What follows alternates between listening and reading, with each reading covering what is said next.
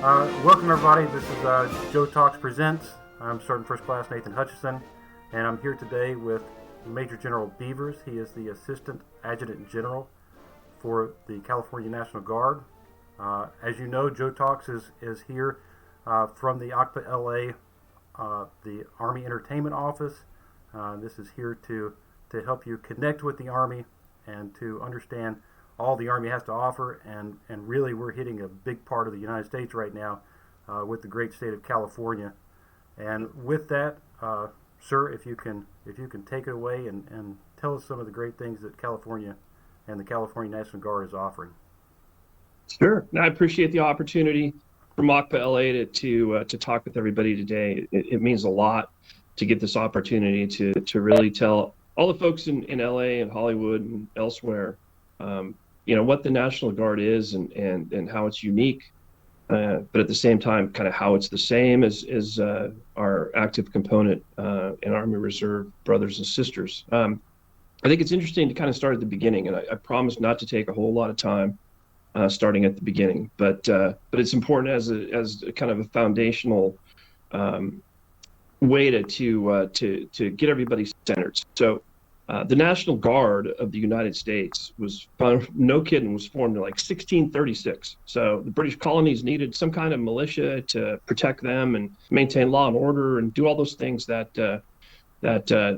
armies do to protect the citizenry. And so that was established back in those days. So we are about 140 some odd years older than the actual Army itself. And I don't think a lot of folks understand that. And people always go, well, what's the fundamental difference between the National Guard and the regular Army? Well, the fundamental difference is we have a responsibility to the states in which we operate. And the National Guard operates in 54 states, territories, in the District of Columbia. And the reason we have that is fundamentally Article 1, Section 8, I think it's Clause 16 of the Constitution articulates that. So, we are the United States of America. We are not just America. So the way the founding fathers organized our country, they organized it that way. And so we have 54 different National Guards across the country.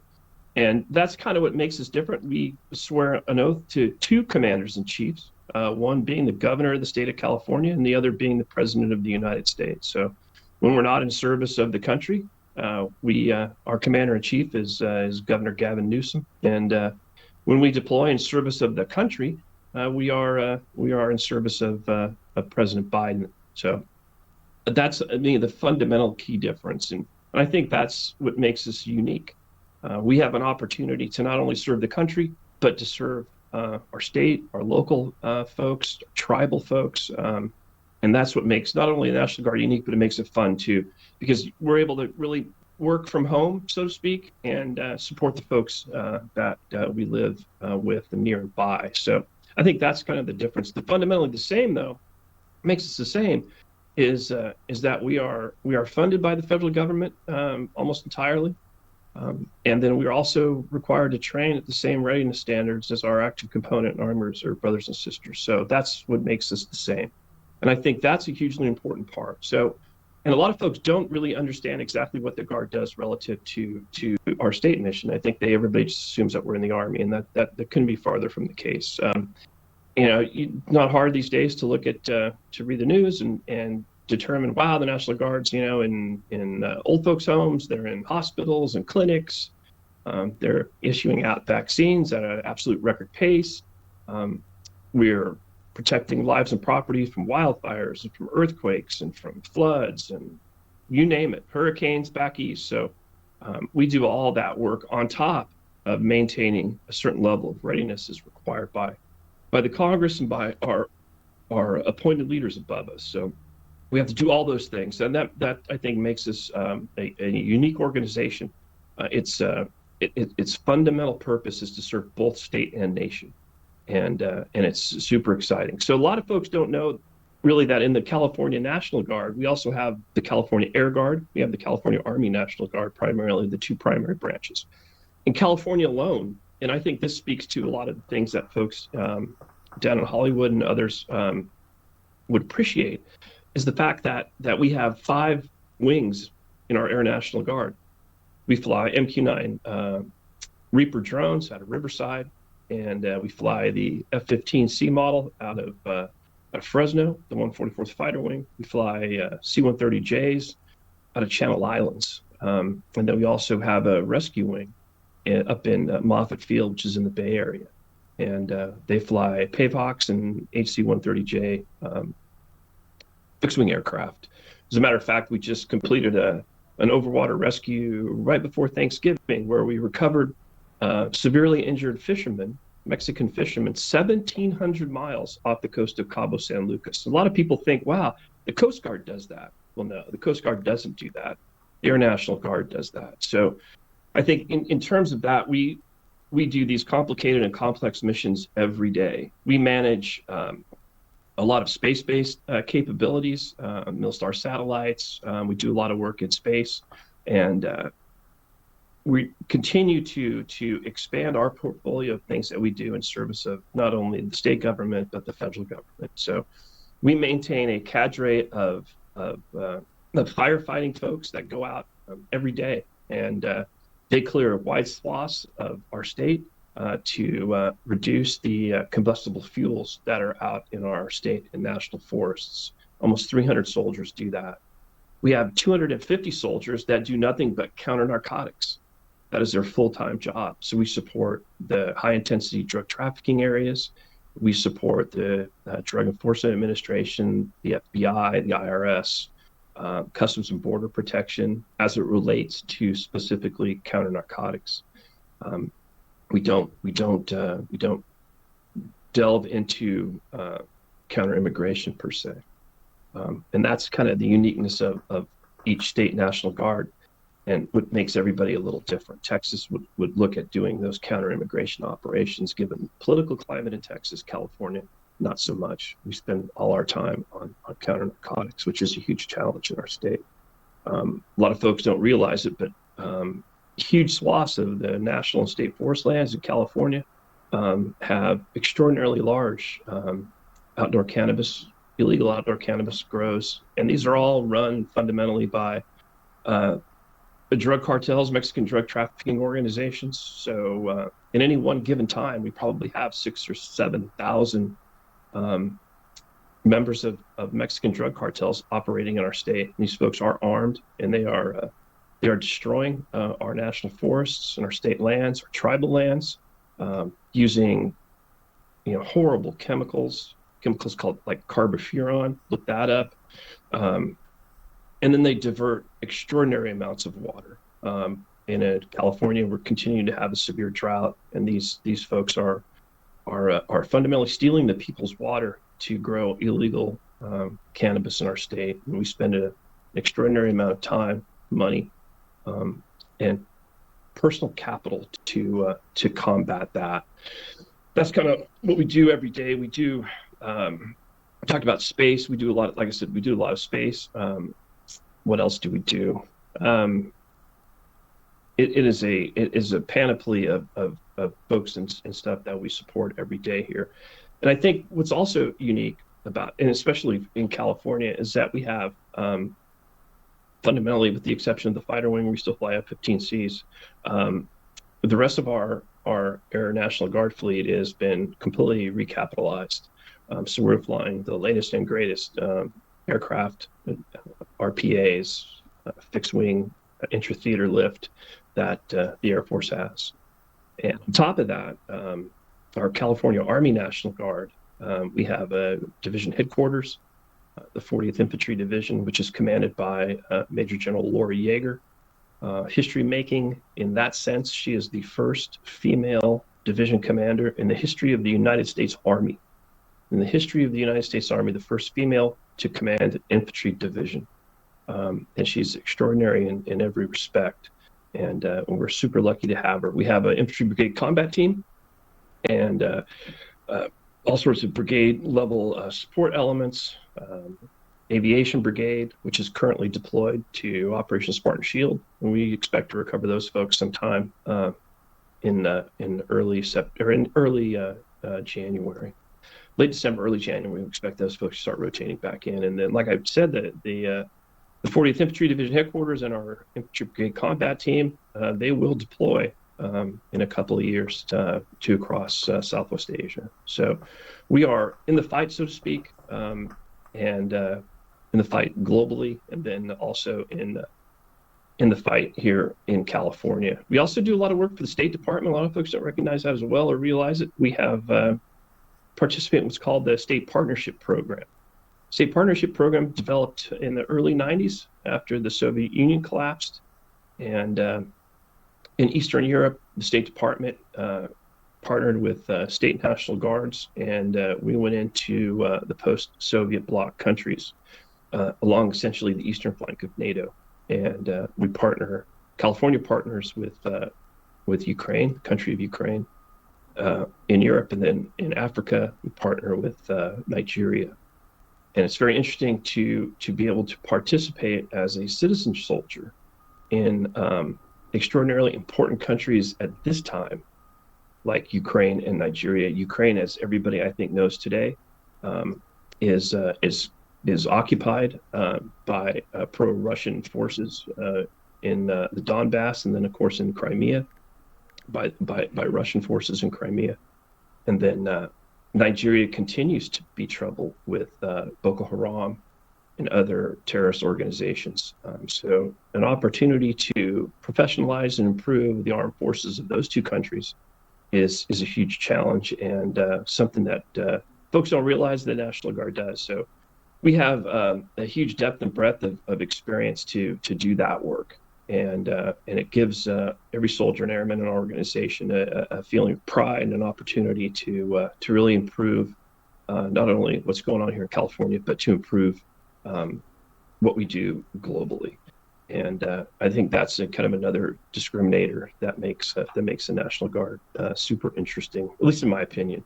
I would tell you too that I think maybe we should spend some time, because I think this is important for folks to recognize that all the work that we've done with COVID-19, it is extraordinary in every respect.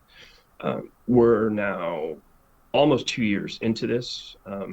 The first operation that we executed when COVID became a thing back in March of 2019, we are rescuing at a Moffett Field deployed to a cruise liner that was parked off the coast of Oakland. And COVID had gone rampant in that cruise ship. And at the time, nobody really understood what COVID was, how challenging it was going to be. And these kids out of the rescue wing flew 2 helicopters and dropped off a bunch of medical folks from the Centers of Disease Control, National Health, others, to go in there and actually determine what the level of infection was in that ship. So that was actually the first operation that we did.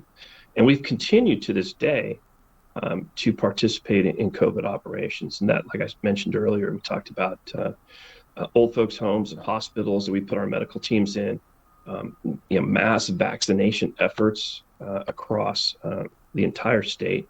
And then also just trying to make sure that we can kind of manage the whole challenge. The interesting thing about the military is this is not a hit on our civilian counterparts at all, but the military is very capable in planning and executing and assessing the things that we do, and going through that loop and continuing to improve. So our ability to plan and execute things, I think, helps our civilian counterparts as we partner across the state to try to mitigate the vagaries of COVID.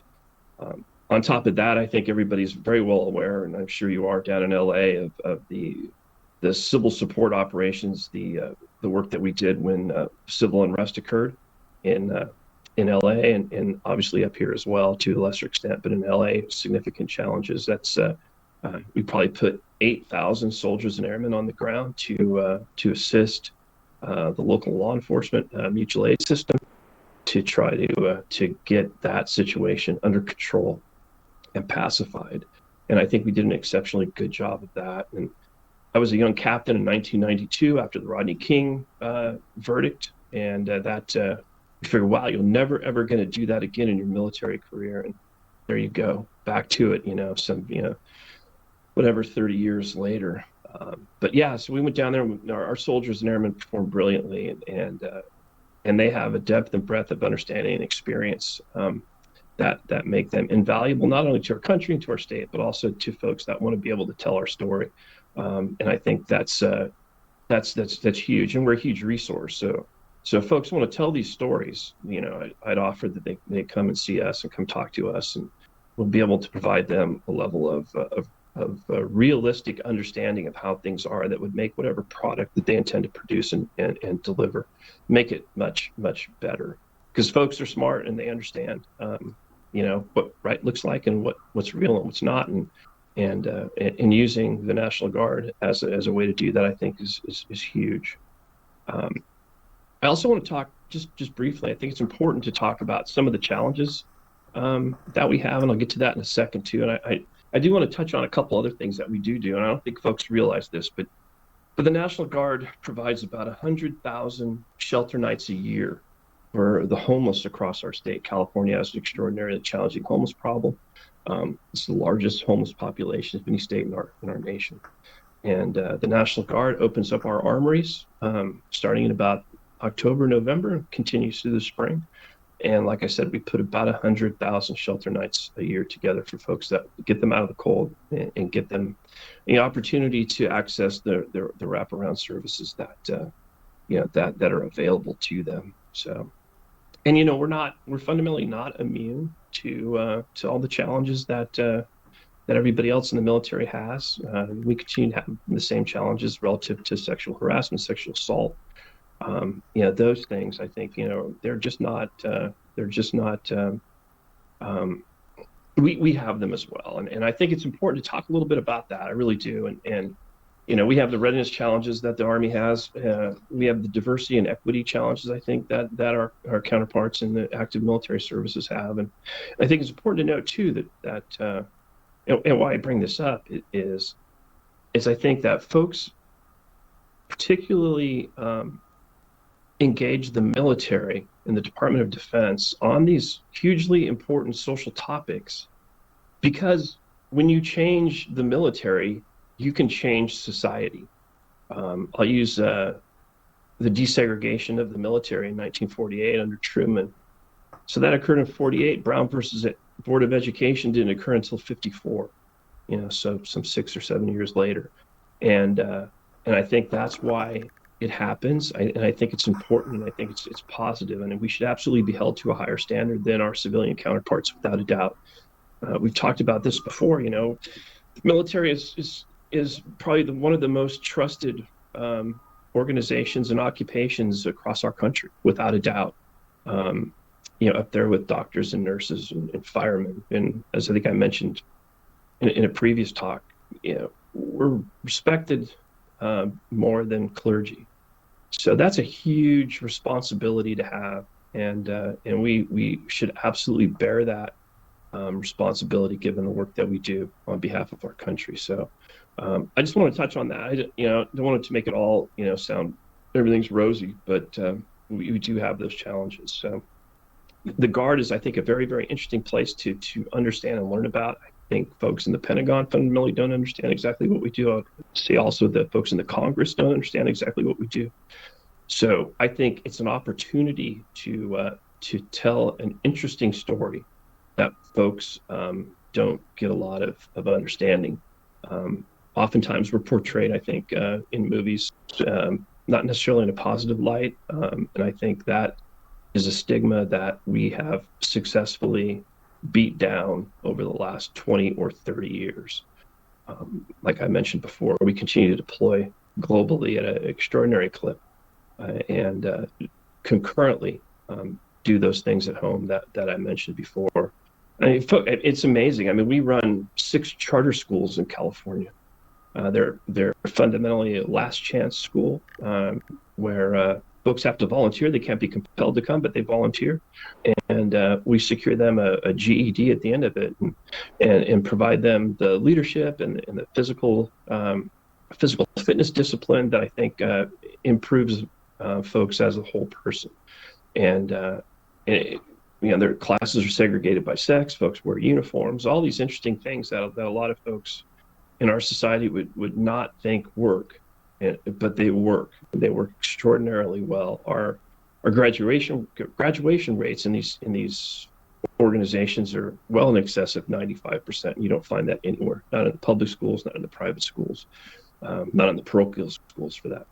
So we're extraordinarily proud of the huge depth and breadth of things that the Guard does, and we think that folks would benefit from being able to understand what we do and how it adds value. And I think that's kind of it in a nutshell. So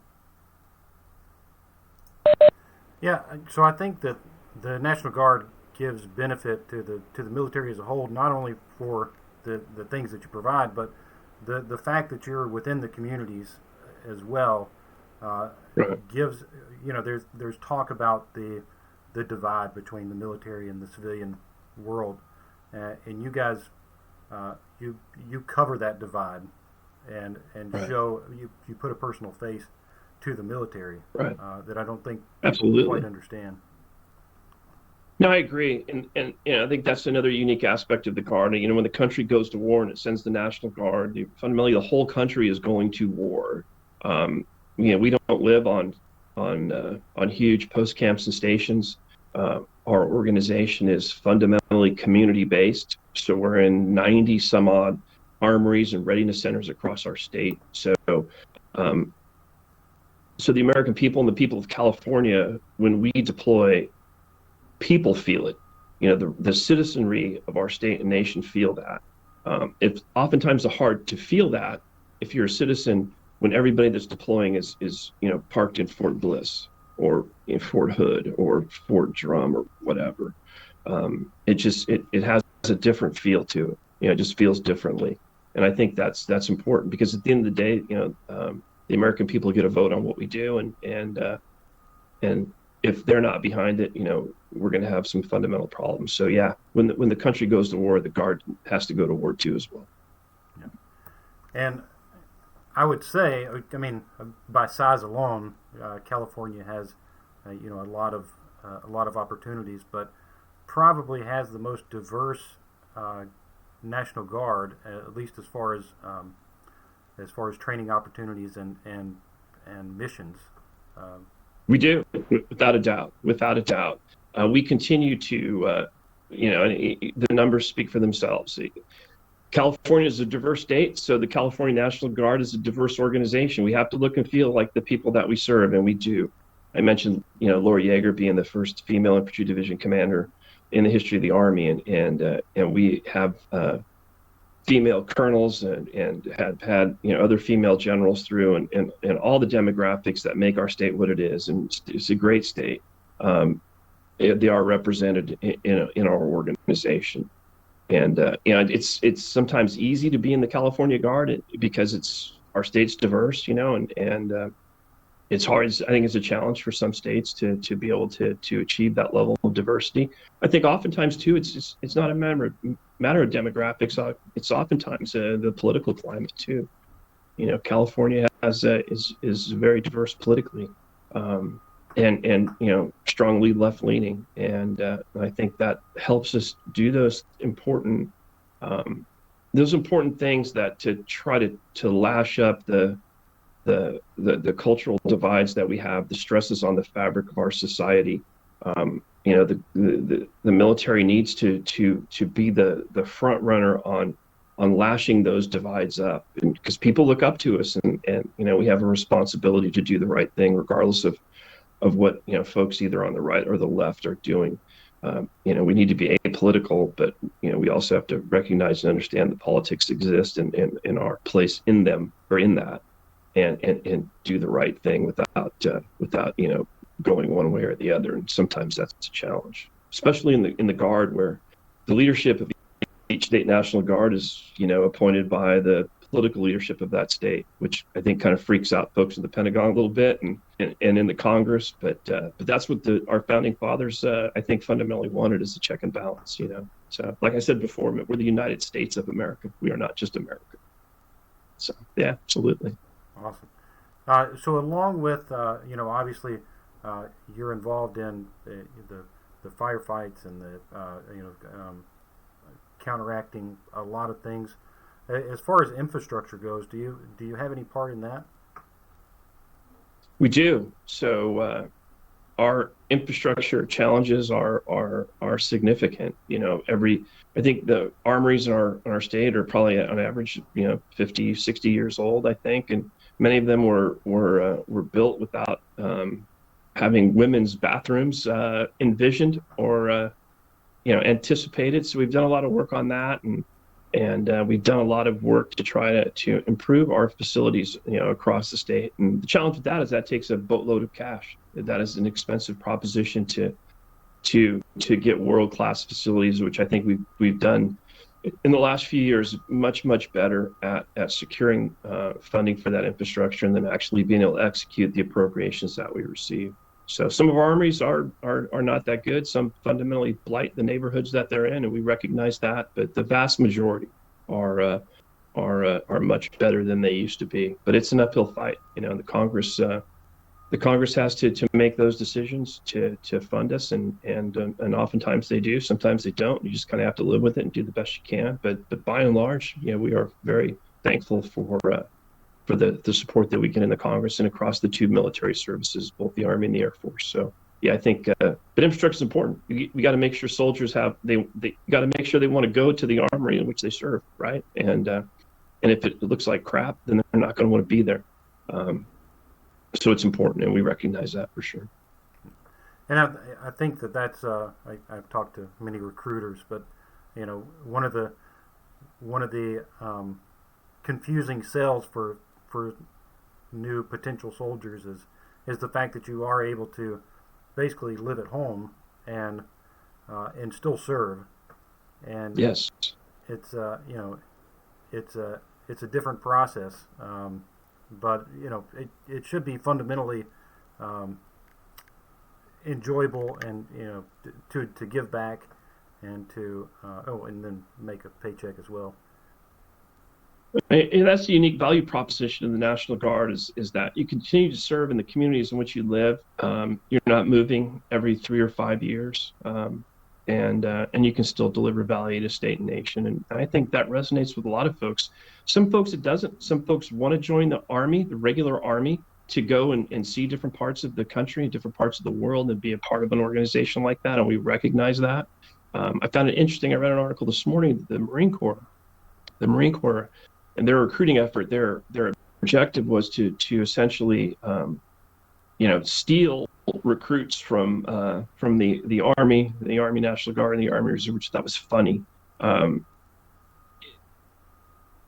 Each component, each service within those components, they have their own brand, right? And I don't think folks would join the Marine Corps for the same reasons that they join the National Guard or the Army. They join for different reasons. They're attracted to a specific brand, and our brand's fundamentally different than the Marine Corps, fundamentally different than the Navy and Coast Guard and other services. So we attract folks that want to serve, but they also want to have a viable and successful civilian career. And I think being in the Guard, you're able to do that. And I think that's, for me, Matt Beevers personally, that was the draw, that I got to keep my gig in Silicon Valley and do all those things that were cool in the Valley and still be able to serve my country and my state. And it can be challenging sometimes. So I don't want to say that it's not, because that would be disingenuous. The Guard is not 1 week in a month and 2 weeks a year. I mean, I think 1903 was when the Congress decided to fund the National Guard at that level. That's how long ago we came up with 1 week in a month and 2 weeks in the summer, as they used to call it in the summer. Those days are long gone, and they've been long gone since the mid '80s. So it's a completely different deal.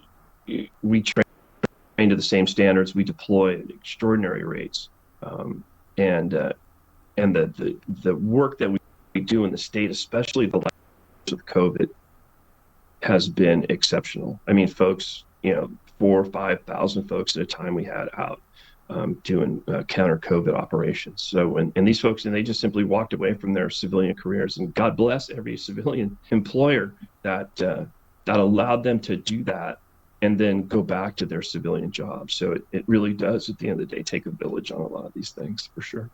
Yeah, and that's what I was about to touch on is that the part that kind of gets overlooked a lot of the time, especially with deployments and in these heavy missions, is these employers across the state that are have taken on this responsibility knowingly and are providing the way for these soldiers and airmen to do what they have signed up to do.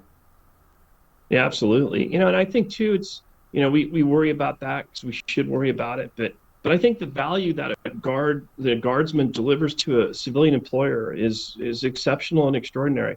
The leadership opportunities that you get in the Guard are second to none. The fact that you are in good physical shape, that you are drug free, that you show up every day to work, that you solve problems rapidly, that you don't take credit for everything, that you can operate as a member of a team and be a good follower as well as a good leader. I mean, these are things that they are not taught in colleges or universities or high schools, or and civilian employers want folks like that to work in their organization. So I think if we can do that and deliver that value to civilian employers, then they are going to be more than willing to accept and understand the fact that these kids have to they have to go when state or nation calls, and they're going to get back a better employee at the end of the day for the work that they did in service of the state or in service of the nation. And you probably have less likelihood of someone being in financial woes, definitely because of college benefits and different things Right. that are offered through the National Guard. Sure. And you're probably going to have overall a more educated service member. For sure. For sure. Number one reason why Matt Beevers joined the Army, man, so get my college paid for. I grew up in Salinas, so not a lot of huge opportunities down there. But it worked out good for me, and it works out great for everybody else that takes that opportunity. Our college, essentially our college payment plan is oversubscribed every year, and it's a huge value for kids that want to do that. The community colleges in the state of California are the crown jewel of our state, bar none. They are now fundamentally free, and then we're wind up picking up the last couple 2 or 3 years of a bachelor's degree. So yeah, I think folks recognize that. And on top of that, the opportunities to access TRICARE, which is very, very, very favorable for civilian employers. Imagine this, right? So you're a civilian employer and you want to hire Matt Beevers. Matt Beevers has access to TRICARE. Well, then civilian employer doesn't have to pay the healthcare costs of that employee. So it makes them even more attractive to the civilian employment force. So yeah, absolutely. The benefits are important. And I think folks do join for that reason. I think they wind up staying for a fundamentally different reason. I think they people that do this work are called to service. It's a calling. It really is. It's like being a doctor, a nurse, or fireman, or cop. These are things you do because you're called to do it. So they wind up staying because they were called to it, and they recognize the importance of the work that they do every day, and that's why they stay. I think we hook them with the benefits and the opportunities, but they stay because they recognize the work is valuable. Yeah, I mean, I can agree with that. Just on either side, with so we have some of the wars, coming to a close. Yeah. Fundamentally, kind of withering down. What do you see as the for the missions for the National Guard right now? Is it going to be primarily home focused, or are you going to ramp up some of those partnerships that you talked about? Well, I kind of thought it was going to be home focused, as we kind of wound down Afghanistan and and previous to that Iraq, but that's not been the case. I think anymore, the level of professionalism, our ability to generate world-class readiness as a reserve component, I think has fundamentally surprised folks in the Pentagon, surprised folks in the Congress, that we're able to generate that kind of readiness is going to keep us deployed. As I mentioned before, the 40th Infantry Division and our headquarters and our Infantry Brigade Combat Team will all deploy in 2 years. Our Stryker Battalion is getting ready to go out the door to support the European Defense Initiative. They're going to be in Poland.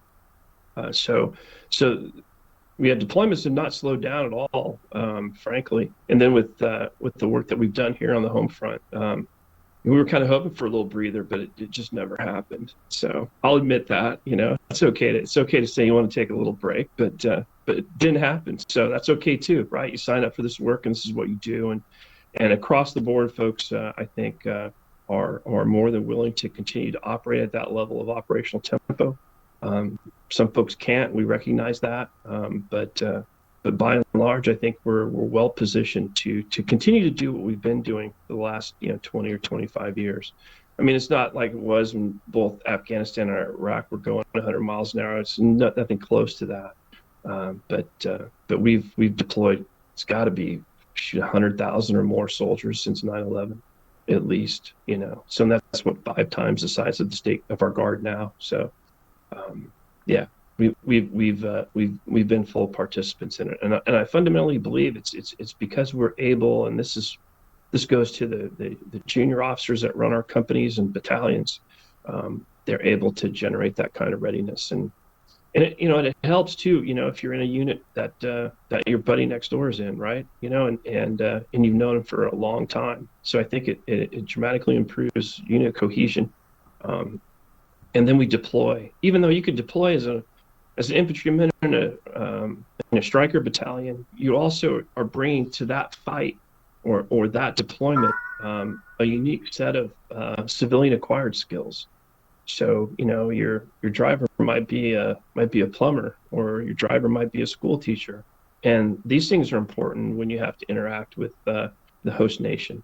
And so it makes us better. I think we're much more well-rounded. We're much more mature, I think, than some of our counterparts in the active component. I think that's a kind of part of the unique value proposition of the Guard, for sure. Awesome. And sir, I believe that's. I mean, it's great to be in California and see the great things that the Guard is doing, and not being very many active component Army soldiers in the state. It's great to see a familiar face and really get to know what the National Guard offers and what it provides, and it's a fundamental role in the state organization. Absolutely. So we really Sure. appreciate your time and appreciate what the whole organization is doing. Now, we appreciate the opportunity to tell our story, and thank you very much for your time. All right, sir. Have a good day. See you. All right.